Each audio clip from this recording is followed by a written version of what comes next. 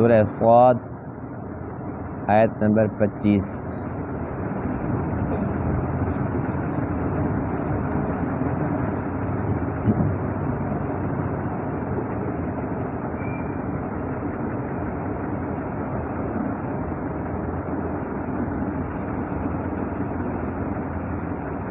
اعوذ باللہ من الشیطان الرجیم،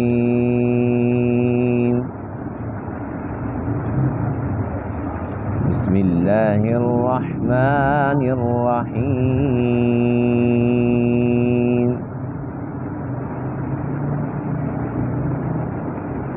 یا داود انا جعلناک خلیفۃ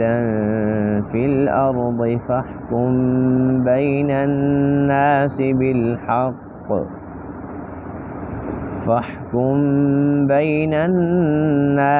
بالحق ولا تتبع الهوى فيضلك عن سبيل الله، ان الذين يضلون عن سبيل الله لهم عذاب شديد بما نسوا يوم الحساب، وما خلقنا السماء والأرض وما بينهما باطلا، ذلك ظن الذين كفروا فويل للذين كفروا من النار، أم نجعل الذين آمنوا وعملوا الصالحات كالمفسدين في الأرض،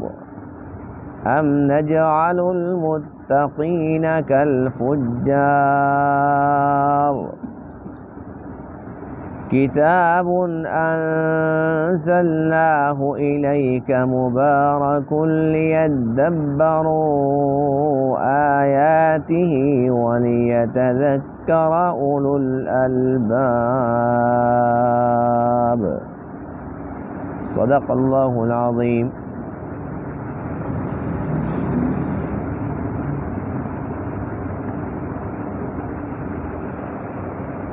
گزشتہ درس میں حضرت داؤد علیہ نبینا علیہ السلام کا تذکرہ تھا کہ آپ بہت ہی زیادہ عبادت گزار تھے۔ اللہ تعالیٰ نے آپ کو نبوت بھی عطا فرمائی،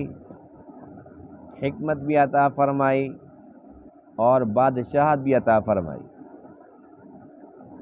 اور بادشاہ ہونے کے باوجود شاہی خزانے سے، بیت المال سے وہ کوئی تنخواہ نہیں لیتے تھے، کوئی وظیفہ نہیں لیتے تھے، اپنے ہاتھ کے ساتھ لوہے کی زریں بناتے تھے، جنگی لباس بنا کر فروخت فرماتے تھے، اور اس کی جو آمدن تھی اس سے اپنے گھر کا نظام چلاتے تھے، یعنی اپنے ہاتھ کی کمائی کھاتے تھے۔ اور آپ کی عبادت کا یہ عالم تھا کہ پوری زندگی آپ نے یوں روزے رکھے ہیں کہ ایک دن روزہ ایک دن افطار۔ یہ ایک روزوں کے ساتھ عجیب محبت ہے اور عبادت کے ساتھ اتنا شغف کہ پوری زندگی کی ایک ہی ترتیب ہے، اور اس سب کچھ کے باوجود ایک چھوٹی سی لغزش ہو گئی تھی کہ آپ کے دل میں یہ خیال آ گیا کہ دیکھو کیسے میرا نظام چل رہا ہے، کیسے میری بادشاہ چل رہی ہے، ہر طرف امن ہے، کسی قسم کی کوئی پریشانی نہیں ہے، اور اس سب کچھ کے ساتھ ساتھ اللہ تعالیٰ کی عبادت کے اندر بھی ذرہ برابر کوئی فرق، کوئی کوتاہی نہیں ہے۔ تو اللہ فرماتے ہیں کہ میری توفیق شامل حال تھی، اس طرف آپ کا خیال کیوں نہیں گیا؟ اس پر اللہ تعالیٰ نے تنبیہ فرمائی۔ بہرحال آپ کو احساس ہو گیا، آپ نے اللہ تعالیٰ سے مغفرت طلب فرمائی، اللہ تعالیٰ نے معاف فرما دیا، فغفرنا لہ ذالک۔ آج کے درس میں ان آیت کریمہ کے اندر داؤد علیہ السلام کی خلافت عرضی کا تذکرہ ہے۔ اللہ فرماتے ہیں کہ اے داؤد، ہم نے آپ کو زمین کے اندر خلیفہ بنایا، اپنا نائب بنایا، سب سے پہلے خلیفے وہ آدم علیہ السلام ہے۔ جب اللہ تعالیٰ نے فرشتوں سے فرمایا تھا کہ میں انسان کو پیدا کرنے لگا ہوں، اپنا خلیفہ بنانے لگا ہوں، تو بہرحال یہ زمین کے اندر خلیفہ ہونا داؤد علیہ السلام کے لیے یہ بھی ایک بہت بڑا اعزاز تھا۔ تو اللہ فرماتے ہیں کہ ہم نے آپ کو چونکہ خلافت عطا فرمائی ہے، آپ پر ذمہ داری بہت بڑی عائد ہو چکی ہے، وہ یہ ہے کہ آپ نے لوگوں کے درمیان جو فیصلے کرنے ہیں وہ حق کے ساتھ کرنے ہیں، اور فیصلہ کرتے وقت اپنی خواہش کا ذرہ برابر بھی عمل دخل نہ ہو۔ اگرچہ یہ حکم اللہ تعالیٰ نے داؤد علیہ السلام کو دیا، لیکن صرف آپ کے ساتھ خاص نہیں ہے، بلکہ قیامت تک آنے والے ہر ایک اس انسان کے لیے جس کو کسی قسم کا کوئی بھی عہدہ ملے، تو اللہ کی طرف سے اس پر بھی یہی ذمہ داری عائد ہوگی کہ اپنے عہدے کا غلط استعمال نہیں کرنا، جو اختیار ہے اس کا غلط استعمال نہیں کرنا، اور کہیں آپ کو فیصلہ کرنے کی نوبت پیش آ جائے تو اس کے اندر اپنی خواہشات کو بیچ میں نہیں لے کے آنا، بلکہ حق کے فیصلے کرنے ہیں۔ پھر اللہ تعالیٰ نے ان لوگوں کی مذمت فرمائی ہے کہ جو سیدھے راہ سے پھسل جاتے ہیں اور حق کی بجائے وہ اپنی خواہشات کے مطابق فیصلے شروع کر دیتے ہیں، تو اللہ فرماتے ہیں کہ اس کا مقصد یہ ہوا کہ ان کو قیامت کا دن بھول گیا ہے، ان کو وہ دن یاد نہیں ہے کہ جب یہ خود بہت بڑی عدالت میں اللہ کے سامنے کھڑے ہوں گے، اس وقت یہ کیا جواب دیں گے۔ پھر اللہ فرماتے ہیں کہ ایسا بھی نہیں ہے کہ میں نے ایک نظام بنایا تو بس یہ بن گیا اور ایسے ختم ہو جائے گا۔ میں نے آسمان زمین جو کچھ ان کے درمیان میں ہے کسی چیز کو بے مقصد نہیں بنایا، ہر ایک چیز کا ایک مقصد ہے۔ اگر ایک انسان حق کے فیصلے کرتا ہے اور ایک ناحق، دونوں برابر نہیں ہو سکتے۔ ایک مومن ہے اور ایک مفسد ہے، برابر نہیں ہو سکتے۔ ایک نیک ہے ایک بد ہے، برابر نہیں ہو سکتے۔ اللہ تعالیٰ نے حضور علیہ السلام کو بھی تسلی دی اور ارشاد فرمایا کہ ہم نے آپ کو بھی کتاب عطا فرمائی ہے جس میں حق ہے، جس کے اندر خیر چھپی ہوئی ہے، جس میں خزانے چھپے ہوئے ہیں، برکتیں ہی برکتیں ہیں۔ اور یہ کتاب کیوں دی ہے؟ تاکہ اس کے اندر لوگ غور و فکر کریں، اس سے نصیحت حاصل کریں، اپنی آخرت سنوار لیں۔ یعنی کہ جیسے آسمان و زمین اللہ تعالیٰ نے باطل نہیں بنایا، بے مقصد نہیں بنایا، ایسے یہ کلام بھی بے مقصد نہیں عطا فرما دیا، اس کا بھی کوئی مقصد ہے، اور وہ مقصد یہی ہے کہ ہم قرآن کے مطابق، اپنی خواہش کے مطابق نہیں، قرآن کے مطابق اپنی زندگی گزاریں۔ اس سے ہماری دنیا بھی بنے گی، ہماری آخرت بھی بنے گی انشاءاللہ۔ یا داود، اے داود، انا جعلناک خلیفۃ فی الارض، بے شک ہم نے آپ کو زمین کے اندر خلیفہ بنایا، فاحکم بین الناس بالحق، آپ فیصلہ فرمائیں لوگوں کے درمیان حق کے ساتھ، ولا تتبع الہویٰ، اور اپنی خواہش کی اتباع نہ کریں، فیضلک عن سبیل اللہ، بس وہ آپ کو اللہ کے راستے سے بہکا دے گی۔ ان الذین یضلون عن سبیل اللہ، بے شک وہ لوگ جو اللہ کے راستے سے بہک جاتے ہیں، لہم عذاب شدید، ان کے لیے بہت سخت عذاب ہے، بما نسوا یوم الحساب، اس وجہ سے کہ انہوں نے حساب کے دن کو بھلا دیا۔ وما خلقنا السماء والارض، اور ہم نے نہیں پیدا کی آسمان اور زمین کو، وما بینہما، اور جو ان کے درمیان میں ہے، باطلا، باطل، ان کو باطل نہیں پیدا کیا۔ ذالک ظن الذین کفروا، یہ تو گمان ہے ان لوگوں کا جنہوں نے کفر کیا، وہ کہتے ہیں کہ بس یہ سب کچھ ایسا ہی ہے۔ فویل للذین کفروا من النار، بس خرابی ہے ان لوگوں کے لیے جنہوں نے کفر کیا آگ سے۔ ام نجعل الذین آمنوا، کیا ہم ٹھہرائیں گے ان لوگوں کو جو ایمان لائے، وعملوا الصالحات، اور اچھے عمل کیے، کل مفسدین فی الارض، ان کی طرح جو زمین کے اندر فساد کرتے ہیں، ام نجعل المتقین، یا ہم ٹھہرائیں گے متقی لوگوں کو کل فجار، فاجر لوگوں کی طرح؟ نہیں، ایسا نہیں ہو سکتا۔ کتاب انزلناہ الیک، یہ کتاب جو ہم نے آپ کی طرف نازل فرمائی، مبارکن، یہ بابرکت ہے، لیدبروا آیاتہ، تاکہ لوگ اس کی آیات کے اندر تدبر کریں، غور و فکر کریں، وَلِيَتَذَكَّرَ أُولُو الْأَلْبَابِ، اور تاکہ نصیحت حاصل کریں عقل مند لوگ۔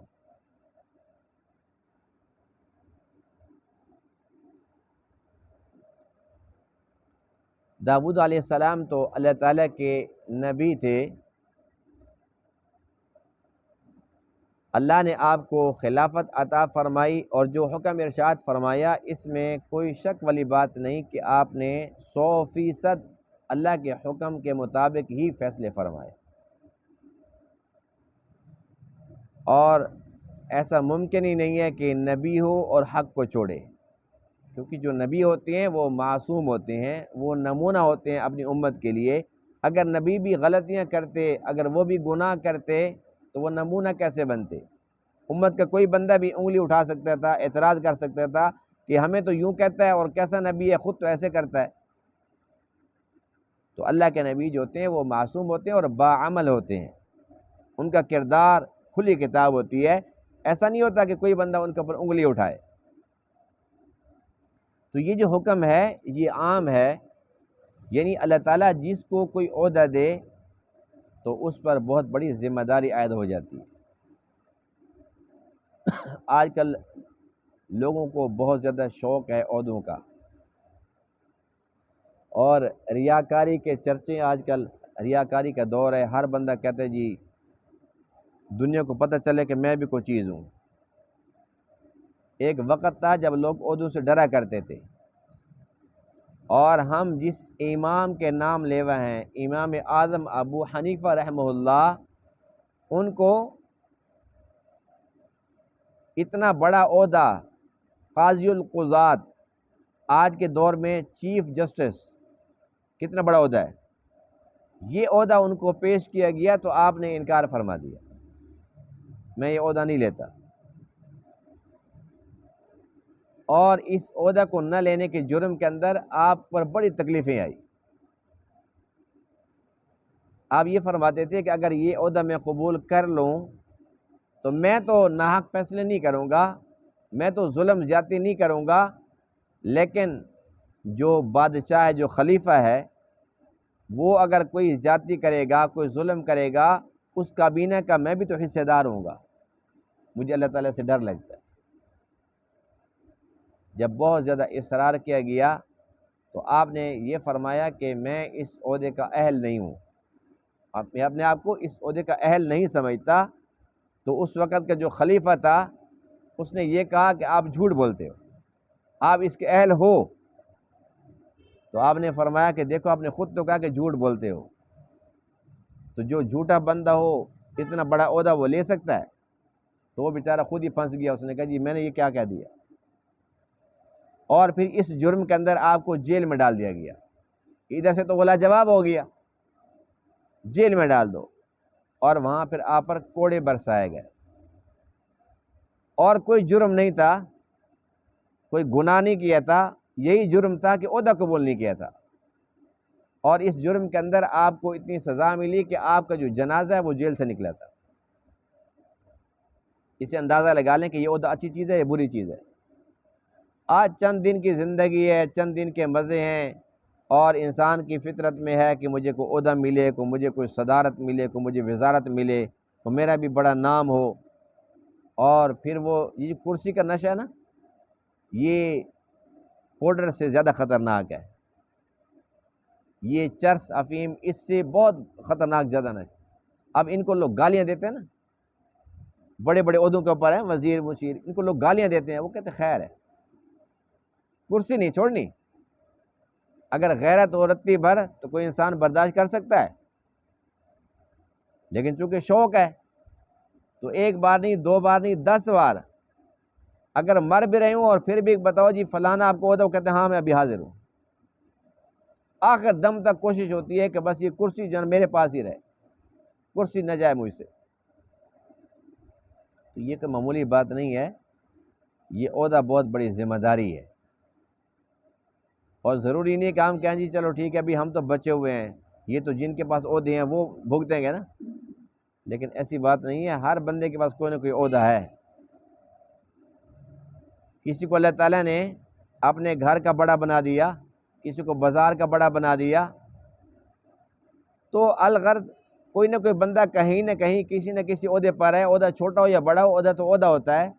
جس کے پاس کوئی بھی عہدہ ہے تو اس پر ذمہ داری عائد ہوتی ہے کہ وہ حق کو اپنائے ہمیشہ، اور کسی کی طرفداری نہ کرے، اور اپنی خواہش کو بیچ میں نہ لے کر آئے کہ جی فلاں سے مجھے نفرت ہے تو میں نے اس کو سبق پڑھانا ہے، فلاں سے محبت ہے تو میں نے اس کی وکالت کرنی ہے، اس کی طرفداری کرنی ہے، بلکہ وہ یہ دیکھے کہ اللہ کی طرف سے یہ مجھے عہدہ ملا ہے تو میں نے حق کو چھوڑنا نہیں ہے، کیونکہ میرے اللہ کا حکم ہے کہ حق کو اپناؤ۔ آج صورتحال یہ کہ پوری دنیا کے اندر جو بڑے بڑے عہدوں کے اوپر بیٹھے ہوئے ہیں وہ ظلم کر رہے ہیں، اور جنگل کا قانون بنایا ہوا ہے، کوئی پوچھنے والا نہیں ہے، کوئی ملک کسی ملک کے ساتھ جو کرنا چاہے وہ کر سکتا ہے، کوئی پوچھنے والا نہیں ہے۔ لیکن بات یہ ہے کہ آخر کب تک یہاں جو کچھ بھی کرنا چاہیں کر سکتے ہیں، لیکن بالآخر پھر اللہ کی عدالت میں تو کھڑا ہونا ہے، پھر وہاں تو جواب دینا ہے۔ آج تو یہاں یہ کہتے ہیں جی میری مرضی، میں جو چاہوں سو کروں، لیکن جب اللہ کی عدالت لگے گی وہاں پر کسی کی بھی مرضی نہیں چلے گی، وہاں پر مرضی چلے گی صرف اللہ ہی کی مرضی چلے گی۔ اس لیے اپنے عہدے کا غلط استعمال، اختیارات کا غلط استعمال، یا اپنی خواہشات کی پیروی، اس کے ساتھ کیا ہوگا؟ اپنی آخرت تباہ ہوگی۔ تو اس بات کی ضرورت ہے کہ جو بندہ کسی بھی عہدے کے اوپر ہے تو وہ ان آیات کا مطالعہ وہ ضرور کرے کہ اللہ تعالیٰ کی چاہت کیا ہے، جس نے مجھے عہدہ دیا ہے اس کی اپنی چاہت ہے کیا۔ بارش آ گئی میرے خیال میں، زیادہ بارش نہیں ہے، کوئی مسئلہ نہیں، اللہ خیر کرے گا انشاءاللہ۔ جی درس مکمل ہو جائے گا، اللہ خیر کرے گا انشاءاللہ۔ بہرحال اس وقت صورتحال یہ ہے جہاں اللہ تعالیٰ کا حکم یہ تھا کہ جو بھی کسی عہدے کے اوپر ہے تو وہ حق کو اپنائے، آج صورتحال یہ ہے کہ حق کسی کو ملتا نہیں ہے، اور حق حاصل کرنے کے لیے ناحق طریقے استعمال کرنے پڑتے ہیں، اور حق پھر بھی نہیں ملتا، اور جو ناحق لوگ ہیں وہ اپنا ناحق طریقے سے کسی اور کے حق کو اپنا حق منوا لیتے ہیں، زبردستی منوا لیتے ہیں۔ یعنی کسی کا مکان ہے، کسی کی دکان ہے، کسی کی جائیداد ہے، ہمارے ملک میں ماشاءاللہ اس وقت حق کا ایسا بول بالا ہے کہ پیسے لگاؤ اور مالک کو کرایہ دار بنا دو اور کرایہ دار کو مالک بنا دو، اور کم از کم یہ سب کچھ ہو جائے گا، اس کے بعد حق کو حق ثابت کرنے کے لیے اتنا وقت لگ جائے گا کہ اس کی یہ نسل بھی ختم، اگلی نسل بھی ختم۔